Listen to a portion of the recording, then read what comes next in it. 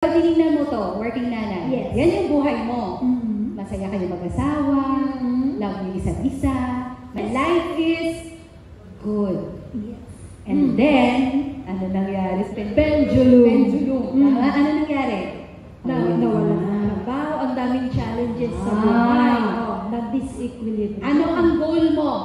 Pagka nasira ang buhay mo, nag-swing. Anong goal natin? Kailangan Mabalik sa equilibrium. equilibrium. Basta kailangan May equilibrium. Huminto siya kasi pagod ka na.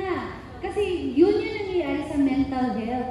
Hindi ko matanggap. Iniwan ako ng asawa ko. Nascam ako ng pera. Makamove on. Hindi ko matanggap na hindi ako na-promote. Hindi ko. Isipin niyo mabuti, meron kayong ganyan ngayon. 3 years na, patay na ate. Okay na, patawarin mo na. Pag kumuha ka ng laban na hindi sa'yo, stress lang, depressed pa.